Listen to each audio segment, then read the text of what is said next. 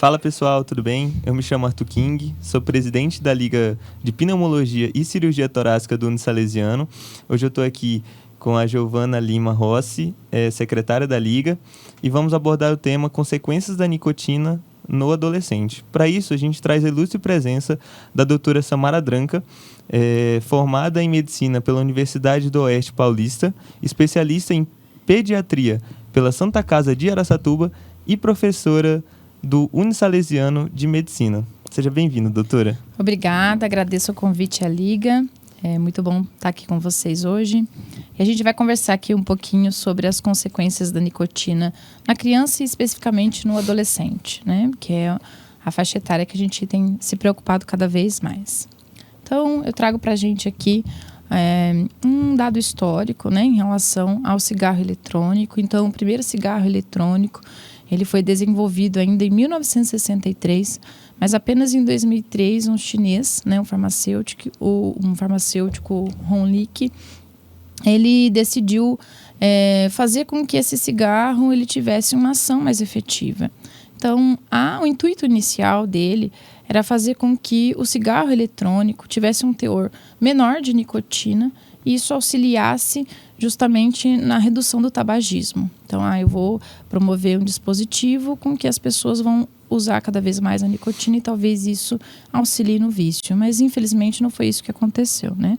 O próprio farmacêutico acabou tendo um vício cada vez maior na nicotina com o uso do cigarro eletrônico que ele desenvolveu. E quando a gente vai avaliar, né, esse dispositivo, ele é diferente do cigarro, porque, por exemplo, o cigarro convencional ele tem uma combustão para aí desencadear, né, o consumo dessa nicotina.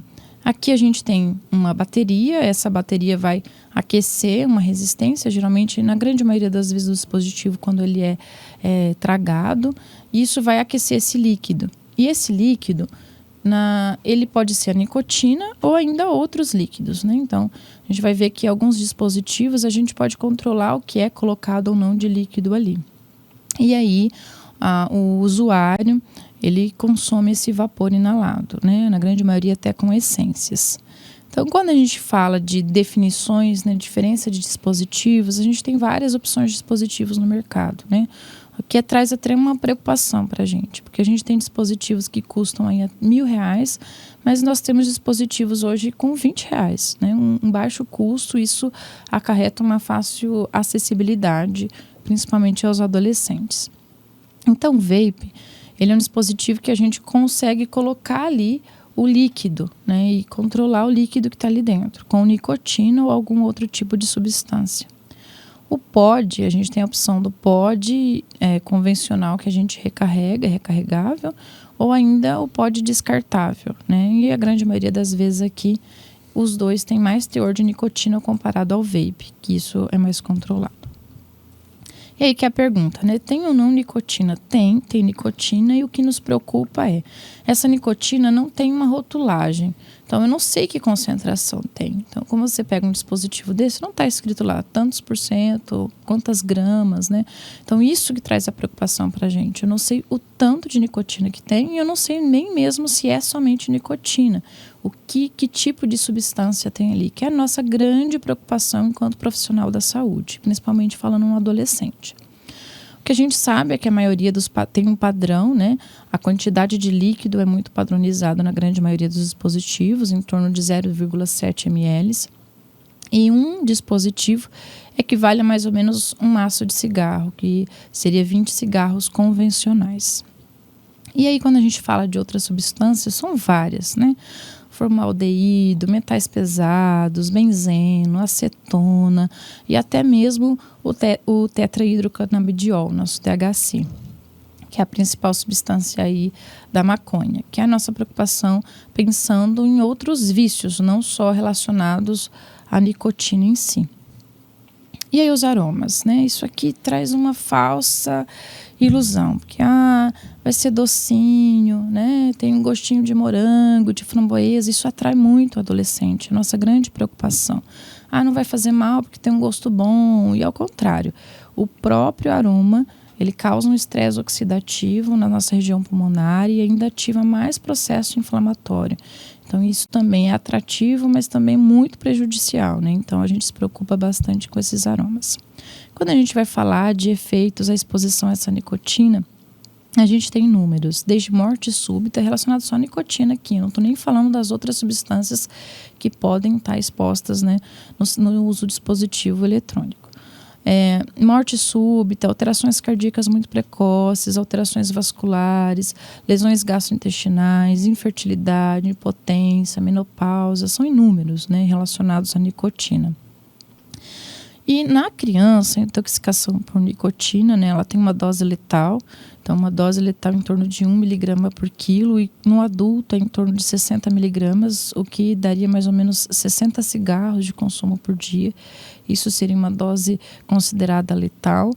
E quando a gente tem intoxicação e vai avaliar uma intoxicação relacionada à nicotina, o que a gente sabe é que 90% dessas intoxicações na criança, né, eu estou nem falando de adolescente, uso de cigarro eletrônico, eu estou falando na criança menos de 12 anos.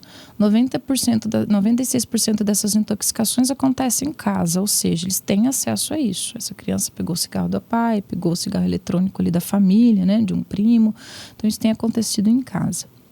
E a grande maioria das intoxicações estão relacionadas à ingestão, né? Então, a criança nessa fase principalmente oral, pega o dispositivo, pega o cigarro e coloca na boca.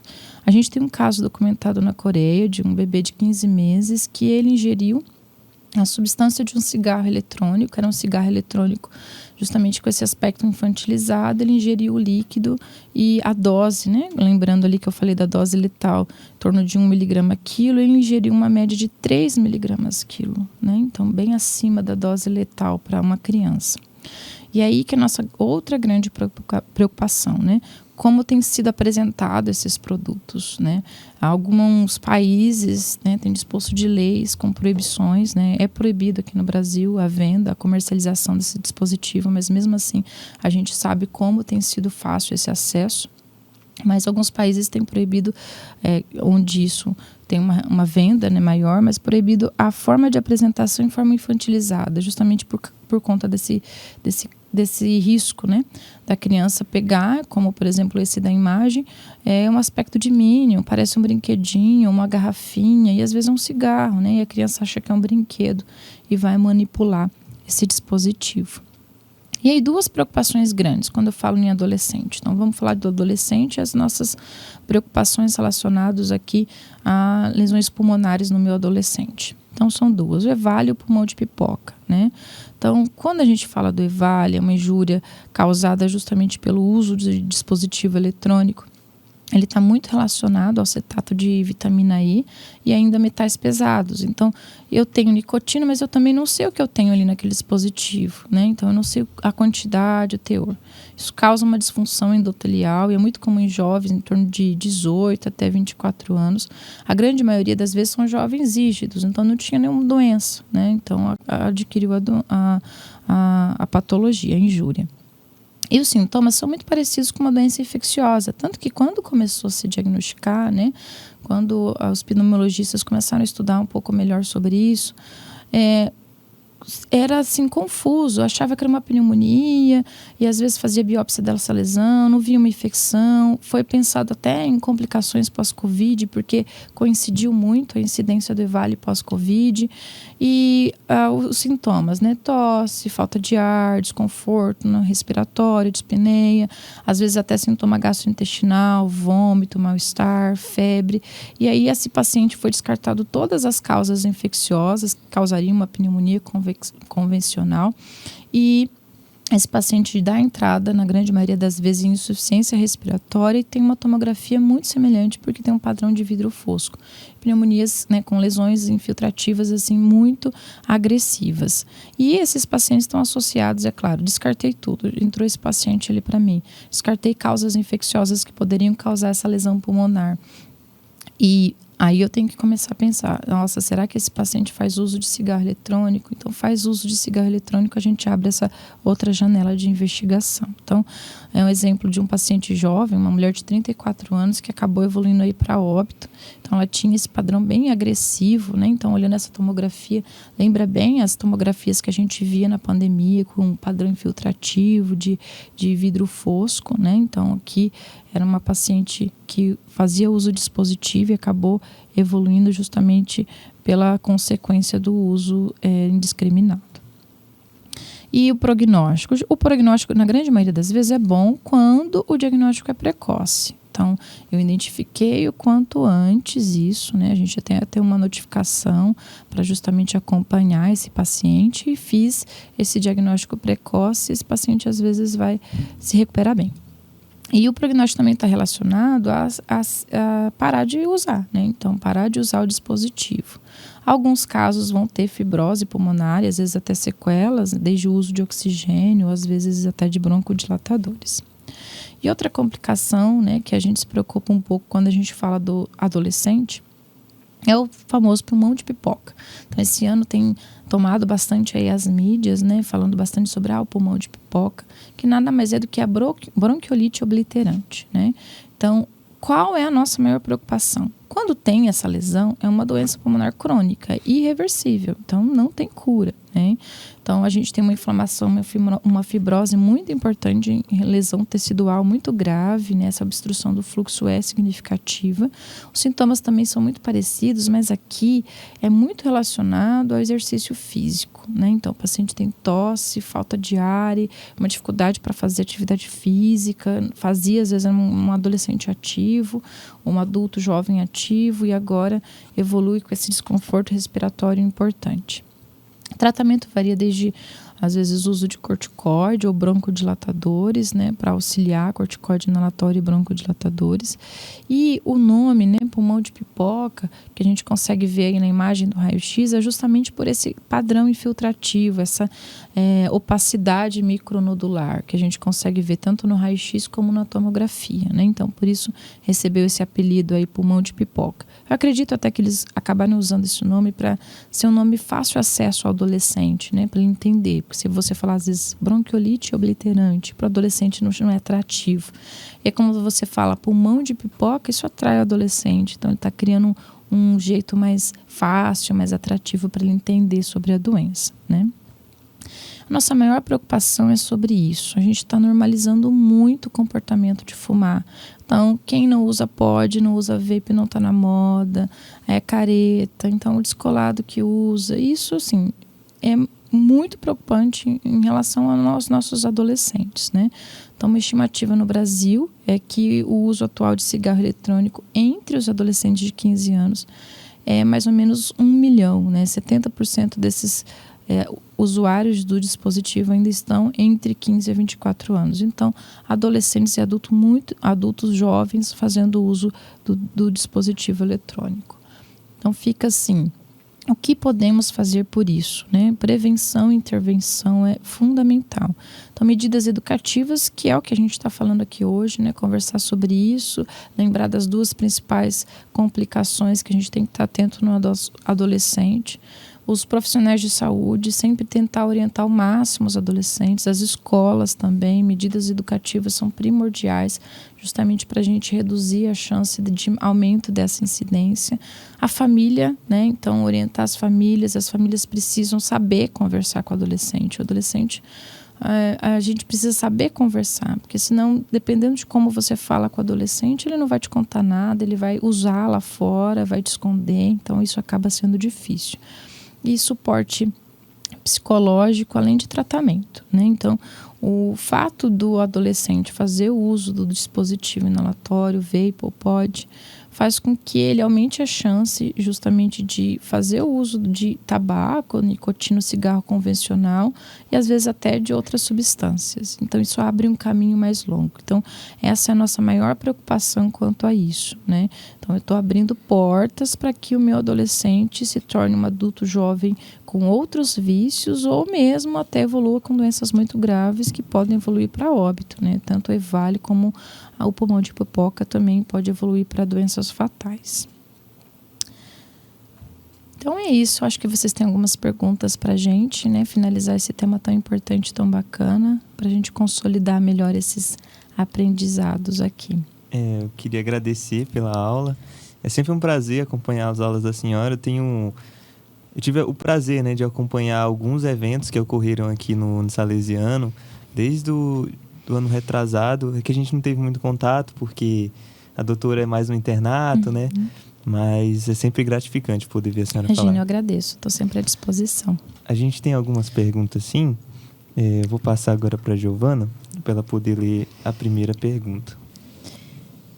Bom, doutora, a primeira pergunta, ela é referente aos sinais de alerta que os pais devem observar no adolescente para ver se ele está fazendo ou não o uso de cigarro eletrônico ou de tabaco. Então, a principal coisa pensando no adolescente é que a família conhece o seu filho, né?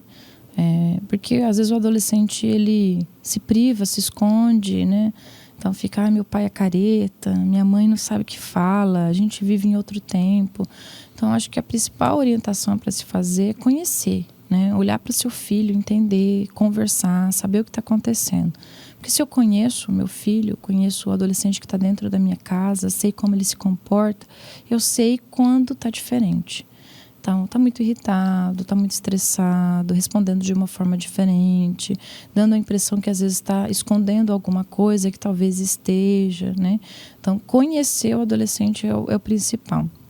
Outra coisa importante é avaliar sintomas, né? Então, se o adolescente está tendo tosse recorrente, ele não é uma criança de ficar doente sempre, ele não tem asma, que é uma doença que pode causar tosse crônica, não tem nenhuma doença pulmonar de base, e de repente ele começou a tossir, jogava bola e agora ele fala, não quero jogar bola porque eu estou tendo muita tosse. Então são sintomas de alerta para a família ficar, opa, talvez esteja acontecendo alguma coisa, né? E às vezes o adolescente não deixar, por exemplo, mexer nas coisas dele. Claro que o adolescente tem a sua privacidade, isso é entendido, né? Ele tem o início da sua autonomia para o passo para a vida adulta. Mas é importante que não hajam mentiras, né? Então, o adolescente não deixa a mãe encostar na bolsa, tem medo de que alguém abra a sua bolsa da escola, tem medo de deixar o estojo ali, sempre está escondendo ou trancando itens pessoais. Então, são sinais de alerta para a família estar atento. E é importante, Giovana, a família não só estar atento e saber como falar, né? Então, se eu punir, castigar ou agredir esse adolescente, é pior ainda. Ele vai fazer lá fora e talvez isso aumente a incidência, a chance de uma ansiedade ou de um vício, né?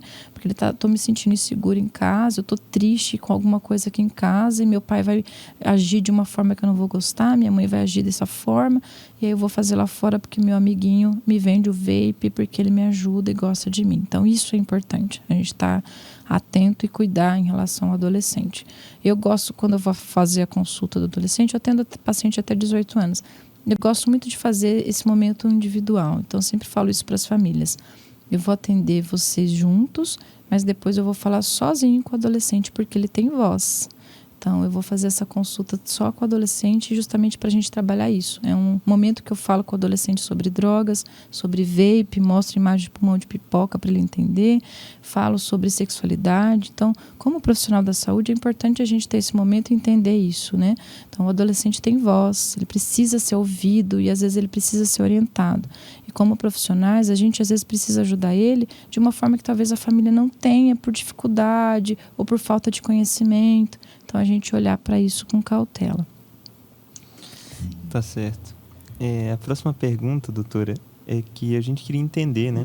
Quais são os principais desafios quando a gente fala da pediatria, né? Muitas vezes a gente pensa que se tornou, na realidade, né, até uma coisa comum, que as pessoas falam que não é por causa da criança, mas eu não vou fazer pediatria por causa da mãe. Né? Então, a gente tem essas barreiras da família, né, de lidar com isso. Eu queria saber quais são, né, as barreiras que a pediatria enfrenta quando tenta abordar esses temas, né, com a família e com o próprio adolescente.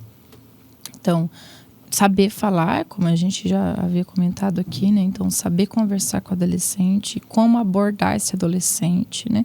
Sempre evitando castigos severos, agressões, enfim, como eu já havia falado.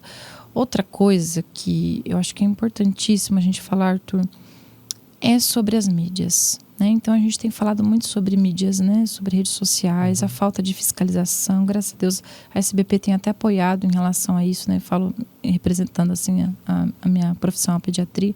A gente tem abordado essas questões, né? Tá em projeto algumas leis para que isso melhore. Por quê? Chega lá no TikTok, o influencer tá usando um pod ao vivo, um cantor vai entrar no show e tá usando um vape. Então, esse modismo na rede social tem influenciado muito. Eu acho que esse tem sido uma das maiores dificuldades. E quando a gente fala de rede social, a gente não fica estrito na criança, que a gente tem protegido a criança e falado da criança. A gente tem que olhar para o adolescente também, para o menor de idade que está ali consumindo, né, vídeos, e isso favorece, né? Então, isso tem sido complicado, né? É um dos grandes maiores desafios. É claro, a família, saber como agir também tem sido, mas eu acho que esse é um desafio menor ainda.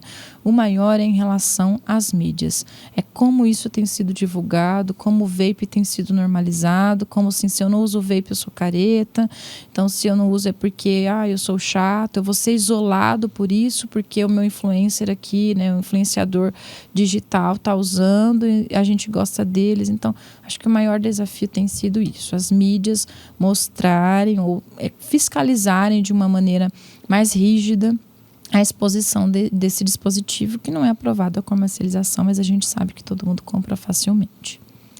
Isso aí. Para finalizar, a última pergunta quando a gente faz uma comparação, né, do cigarro eletrônico com o cigarro comum, o que a gente tem de maior risco do cigarro eletrônico do que o cigarro comum?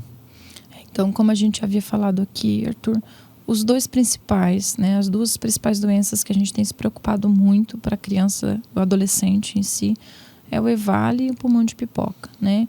Por que a gente se preocupa tanto? Porque são doenças com potencial de risco à vida, né? Então, a gente perde, às vezes, um adolescente, um adulto jovem, por conta de uma coisa que poderia ter sido evitada, se bem instruído, tanto pela família como profissionais de saúde, né?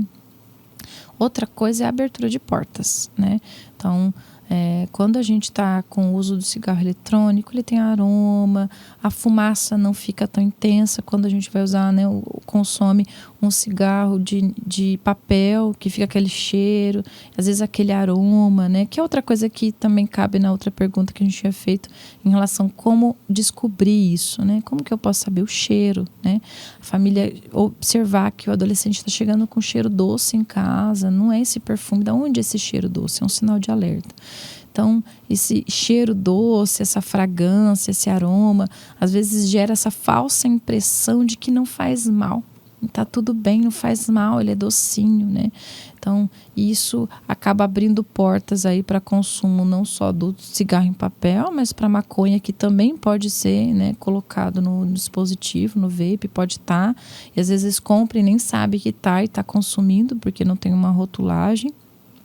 Como às vezes abrir portas, né, para mentira, para comprar, para troca, para esconder da família, para questões mais psicossociais, além de gerar ansiedade pelo consumo da nicotina e outras complicações, como principalmente doenças pulmonares e cardiovasculares. É isso, então. Gostaria de agradecer a doutora. Queria saber se a senhora quer falar mais alguma coisa. Não, imagina, agradeço vocês, parabenizo aí, incentivo a escolher esse tema, né? Então, muito bom vocês abrirem portas para isso. A gente precisa falar mais sobre isso, não só aqui, mas em outros lugares, né? Então, uma roda de conversa, às vezes, com adultos jovens da idade de vocês, na faculdade, precisa falar sobre isso. E como profissionais de saúde também. A gente tem que ter essas orientações para os nossos pacientes, principalmente nossos adolescentes. É isso. Muito obrigado, viu? Imagina, eu que agradeço. É isso. Muito obrigado pela atenção até aqui e até uma próxima.